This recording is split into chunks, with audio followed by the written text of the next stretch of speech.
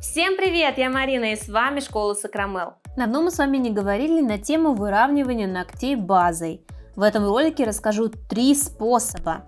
А эти ногти я выполняла в качестве мастер-класса для своей инстаграм-странички Марина Сакрамел. Можете перейти туда и посмотреть. Этим ногтям 1,5 месяца. Здесь было сделано укрепление гелем, поэтому сейчас нужно тщательно все снять. Для этого использую насадку с зеленой насечкой и работаю всегда на максимальных оборотах до тонкой подложки. Вы не поверите, но залог успешного выравнивания начинается уже в этот момент, во время снятия. Моя задача сгладить поверхность фрезой, чтобы не оставалось бугров. В таком случае выравнивать будет намного проще.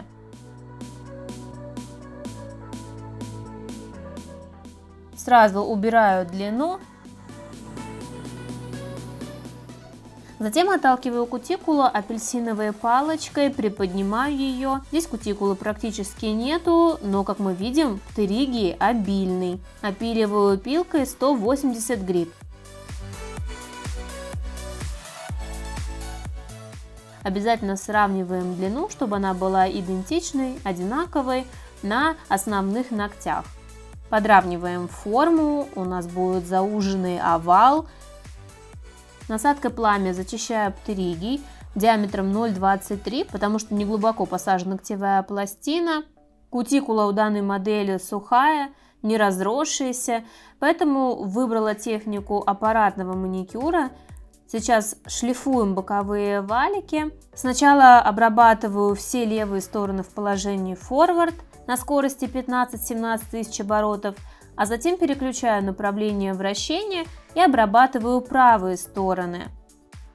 Для того, чтобы убрать мелкие заусенцы, чтобы зашлифовать кутикулу, буду использовать алмазный шар диаметром 0,31 с красной насечкой.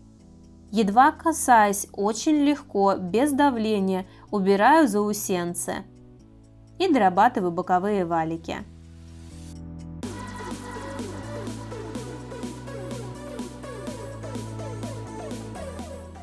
Для того, чтобы маникюр смотрелся законченным, а кутикула блестящей, наношу дезинфектор для рук и шлифую силиконово-карбидной насадкой.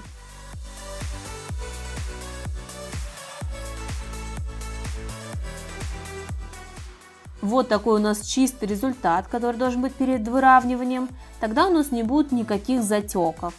И на натуральную ногтевую пластину наносим бескислотный праймер для улучшения сцепки.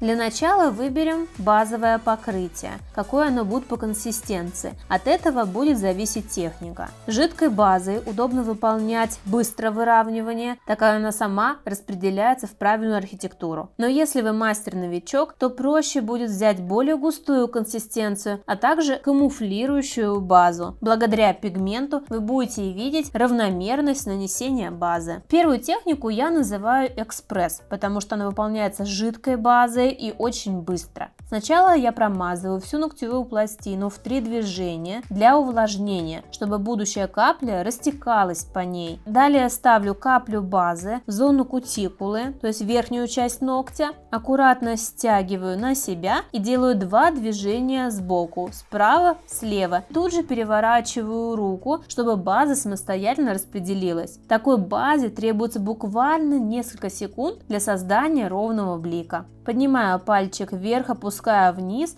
для того, чтобы материал сам распределился. Для того, чтобы проверить ровность блика, мне понадобится лампа с круглым плафоном. Перекатываю ноготь. Вижу, что блик ровный, и отправляю в лампу на просушку. Считаю, это очень классная, быстрая техника, но, конечно, нужно сначала натренировать руку с более густой базой, а затем переходить к такой.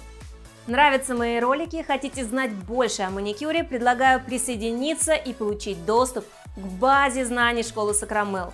Более 20 онлайн-курсов по цене одного с получением сертификата. Они доступны по всему миру. Для подробностей переходи по ссылке в описании.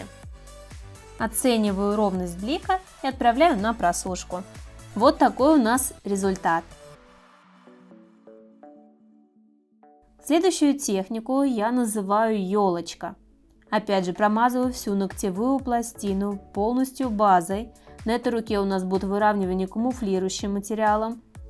Кстати, если у вашего клиента плохая носибельность, то этот первый слой тонкий я рекомендую просушить. И только затем уже выполнять выравнивание. Тонкой кистью распределяю материал на боковые стороны. Там должно его быть в небольшом количестве, поэтому как раз отлично подходит работа тонкой кистью. И излишки, которые стянула вниз, перетягиваю кверху кутикуле.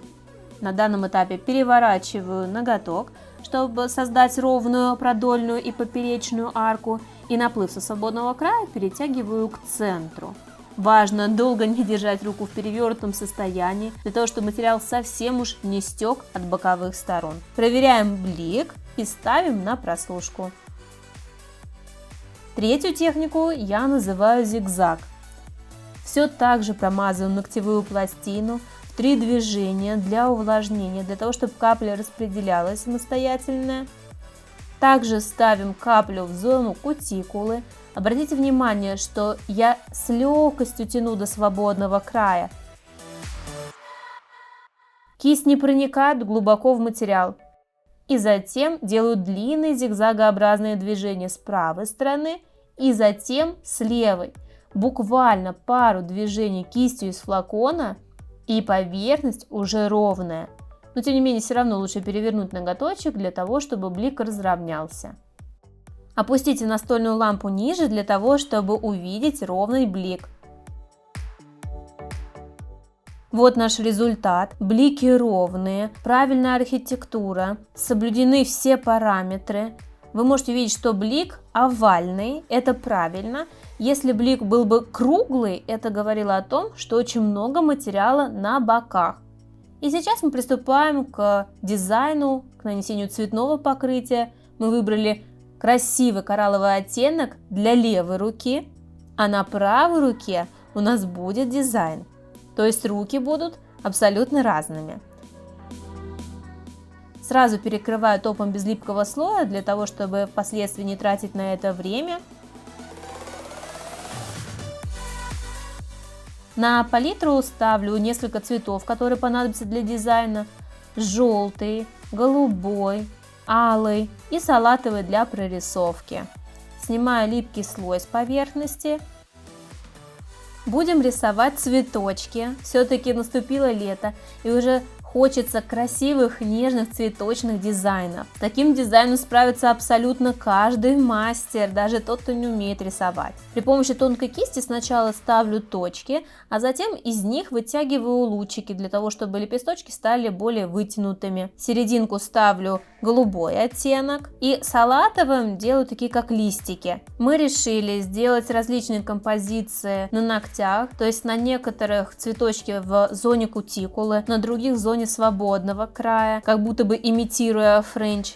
Для того, чтобы было просто интереснее. Все просушиваем и перекрываем топом без липкого слоя. Делаем также небольшое довыравнивание. Можно перевернуть руку, чтобы топ самостоятельно распределился. На самом деле техник выравнивания большое множество. Я как минимум знаю 9. И мастер каждый выбирает для себя ту технику, которая удобна ему. Ту технику, в которой он работает быстрее и продуктивнее. Вот такой результат у нас получился. Напишите в комментариях, что об этом думаете вы. Сделали бы себе разный дизайн на 2 руках? Или все-таки предпочитаете носить одинаковый? Я пробовала носить разный дизайн, и мне так нравилось. Никогда он не надоедал. Понравилось видео? Ставьте пальчик вверх, подписывайтесь на канал, включайте уведомления о публикациях. Желаю всем успехов в работе. Пока-пока!